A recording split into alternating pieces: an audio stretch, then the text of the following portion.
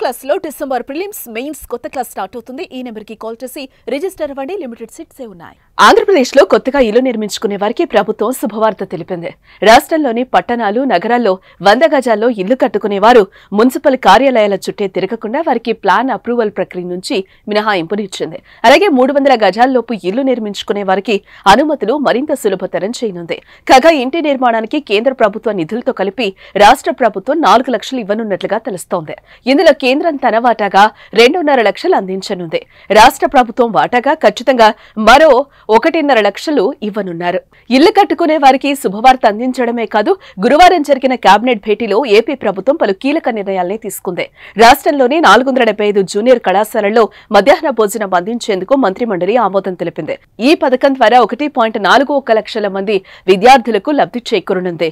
Jal Jeevan machine, రాజధాని అమరావతి పనులతో పాటు పలు అంశాలపై మంత్రివర్గం కీలక నిర్ణయాలను తీసుకుంది. జల్ జీవన్ మిషన్ కు ఇంతకు ముందే ఆమోదం లభించి ఇప్పటిదాకా పనులు ప్రారంభించలేదు. దీంతో 25% పూర్తయిన పనుల టెండర్లను రద్దు చేసి మళ్లీ పిలిచేందుకు కేబినెట్ అంగీకరించింది. అలాగే అమరావతిలో 45 పనులకు సంబంధించి 33,000 కోట్ల రుణ సమీకరణకు సిఆర్డీఏకు కేబినెట్ అనుమతినిచ్చింది. హడ్కో ద్వారా 11,000 కోట్లు రుణం తీసుకునేందుకు కేబినెట్ అప్రూవల్ వచ్చింది. జర్మనీకి చెందిన KfW ద్వారా 5,000 కోట్ల రుణానికి ఓకే చెప్పింది కేబినెట్. బుడమేరు సహా 10 జిల్లాల్లోని వరద ప్రభావిత ప్రాంతాల్లో రుణాల రీషెడ్యూల్ కు అంగీకారం తెలిపింది. ధాన్యం కొనుగోలు కోసం మార్క్ఫెడ్ ద్వారా 1000 కోట్ల రుణం తీసుకోవడానికి మంత్రిమండలి గ్రీన్ సిగ్నల్ ఇచ్చింది. పోలవరం ఎడమ కాల్వ రీటెండర్ కు కూడా అనుమతి లభించింది. పుంగనూరు బ్రాంచ్ కెనాల్ లైనింగ్ పనులకు కూడా గ్రీన్ సిగ్నల్ ఇచ్చింది.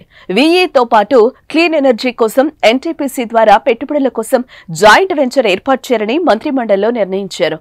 1,70,00,000 కోట్ల పెట్టుబడులతో విద్యుత్ ఉత్పత్తి యూనిట్ల ఏర్పాటు చేయాలని కేబినెట్ భేటీలో నిర్ణయించారు.